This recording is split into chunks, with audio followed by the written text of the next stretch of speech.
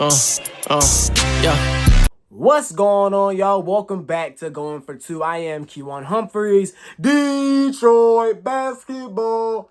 We're talking about the Detroit Pistons today, man. The Detroit Pistons, to me, have been the biggest surprise for the first month of basketball. I know we have over 60 games left, but there has to be a conversation about what the bad boys are doing in Detroit. But before we do that, make sure you hit the subscribe button, man. Like, comment, share with y'all folks, man. We're on the road to 1,000 subscribers. That cannot be done without the help from y'all. I want to try to hit 300 by the end of December. You know what I'm saying? So we got a little ways to get there, but I'm going to keep grinding and I'll keep showing y'all love for sure. Let's get right into it. Okay, so Detroit Pistons, number 1 in the Eastern Conference, y'all. 13-2 record. They won 11 straight games. They beat my Atlanta Hawks in Atlanta the other night. Ended our 5-game streak. And I was like, okay, I got to talk about the Pistons. Because the thing about the Pistons is, it's like I dropped the Eastern Conference standings prediction video. If you had not seen that, go and check it out. And I'm so happy that I did that video because now I have something to kind of go back to when things happen in the league. I had the Pistons. I think I had them like 6th or maybe 5th or 6th in the Eastern Conference. And I said, man, I think this is a good team. I think there is room for them to make a jump from last season. But I look at the losses that they have. I see they lost Malik Beasley. I see they lost Tim Hardaway Jr. I seen Jaden Ivey go down in the preseason, in training camp or whatever. And I said, man, this looks like the same team pretty much. And I thought about it. I said, how much of their success last season was due to Malik Beasley knocking down 300 threes on 40% from three-point line? Because when you got a guy shooting at that level, that is very hard to replace. And when you have a guy shooting that well, you win a lot more basketball games. And that's what we saw last year when they made the playoffs. But y'all, I looked at the team and I said, okay, I'm not sure if I believe in Tobias Harris second option hoops. You lose Dennis Schroeder, who was great for them. You bring in Karis LeVert, who was great for the Hawks the second half of the last season. But I mean, he's not no Dennis Schroeder in terms of what he would do for the team, a secondary ball handler, a secondary playmaker, secondary facilitator to Cade Cunningham. So this is going to be the Cade show once again. But y'all, the way this team has been playing, they've been playing really good, y'all. I mean, as in like they won 7 straight, right? They won 7 straight with Cade. Cade goes down with an injury. And it's like, okay, all right, you know what I'm saying? I didn't want to hop on here and make a video on the Pistons over it's like a fluke. Not that it's a fluke, but this is a weak part of the schedule, y'all, for them. Not over a couple of wins against teams that, you know, they should beat. But when they kept winning with Cade, I was like, okay, this is something that I got to talk about. Then they beat my Hawks, so I watched that game full through. Beat my Hawks, so I said, okay, this team is legit. Let me take a look at what's going on and share it with the people. Number 1, Cade Cunningham is still Cade Cunningham. He is ascending to superstardom, y'all. And last year he was really good. And I like to say personally, the year they won 14 games, he was good as well. They were just losing a bunch of games. But what he's doing now is consistent.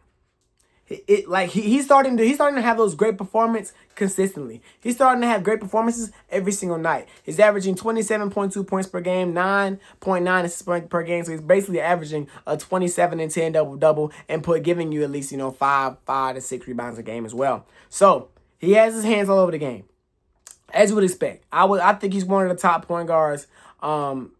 Definitely in the NBA right now, and I want to say he might be the top point guard in the Eastern Conference, but I'm not mad at I think maybe he got to do more to pass Jalen Brunson or whatever. Cool. But the thing wasn't with Cade. I was never concerned about Cade. I knew Cade was gonna be a dog. It was by everyone else. But number 0 in the paint, Jalen Duren. The way this man has shown his development and his bag over these 11 games and through these first 15 games of this season. He looks like the guy that, y'all know. Jalen Duren coming out of high school is a highly touted prospect. He was one of the first commits that Penny Hardaway had in Memphis, I want to say. He was one of the first guys. And he came out of college, didn't really finish. He didn't really get taken the way he was supposed to be taken based off how he came into college. But as soon as he hit the NBA, he was a double-double machine. But he was kind of, one of those guys that, he's going to get you 10 rebounds. Or maybe 15, 14, 13 rebounds and maybe 10 points or whatever. But he's not. He got to be spoon-fed his buckets. Man, the way he's playing right now, dog. I mean, their possession. I think it was against the Bulls. Their possessions, he's walking down against double O. He's sizing up double O, getting to the basket for a layup. He had a hezzy pull against somebody a couple games ago. I was like, who is this? Who is this? Jalen Duren is averaging 20 points per game with 11 rebounds. Jalen Duren looks great. And to me, it's not even as much. The offensive end is crazy because him ISOing is crazy. But his development and his improvement on the defensive side of basketball has been just as big of a big thing for the Pistons. He has the lowest defensive rating on the team right now at around 105 or maybe 106 or something. But y'all, this guy, when he came into the NBA and even last season at times, there were times when it was like, okay, they're going at Duren in the pick and roll.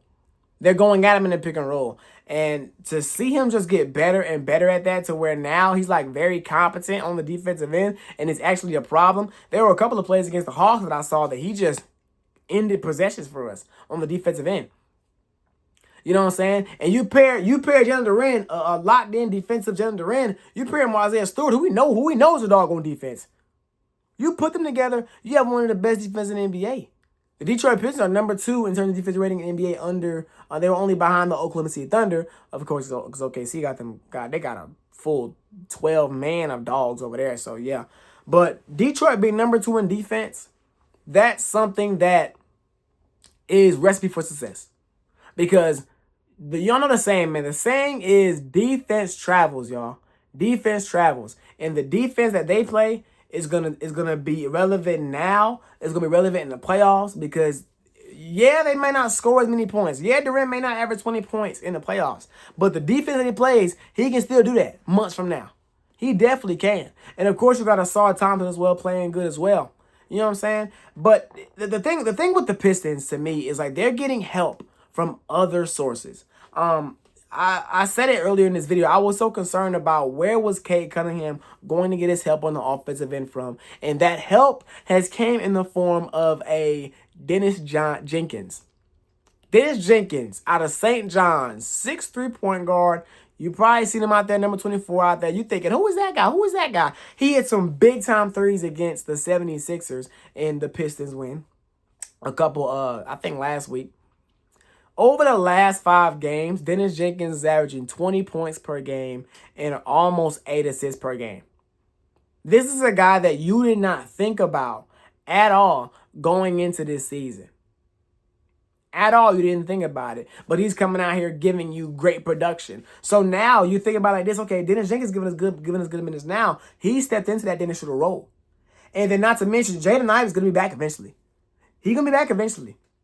And, excuse me, you replace the shooting of, not replace, but you kind of, in some way, shape, or form, you've kind of tried to make up for some of the shooting that Malik Beasley had with Duncan Robinson, who's averaging 12 points per game as well. So the way the Pistons look like it could be a legit threat to in the Eastern Conference, bro. We know the Eastern Conference is wide open. The East is wide open, y'all. And it's waiting for a team to go out there and take it. And right now, it's looking like Detroit Pistons. I know we're real early. I'm not going to jump the gun yet. They got 67 more games left in the season. But they're 13-2 right now, y'all. They're 13-2, and they're playing a really good basketball. They're winning without their best player. They're winning with their best player. They're winning without their second best player, in my opinion, Jaden Ivey. This team is bred for success, and they could legit be a problem. You know, of course, health is going to be a big thing, especially with Cade Cunningham. So we just got to see what happens. We just got to see what happens, man. I'm really, I was taken aback. You know, I think it's crazy that 2 seasons ago, the Pistons only won 14 out of 82 games. But this season, it's looking like they may mess around and win 14 games in a row based on, you know, who they got next up on their schedule. They got 11 game streak right now. They got the Pacers next, or they got the Bucks without Giannis, or Pacers next, and then the Boston Celtics who could beat them, but I would definitely favor the Pistons in that matchup. And then the games after that, they could potentially run out 20 straight games. I think there's a legit chance that they do that if they keep playing the way that they're playing, but I just love it. I love it, man. I love Cade's game. Cade is a superstar now. He just got his signature shoes. He just got announced he's gonna have a signature shoe with Nike. You know, this is a superstar. And if you put help around a superstar, you're going to have a lot of success. And that's what we're seeing with the Pistons. The Pistons are getting their surrounding guys to just play at a super duper high level, man. And we just got to see what happens with them. But that's all I got for y'all, man. Make sure y'all like, comment, subscribe, share with y'all folks. Going for 2. We out of here. Yeah.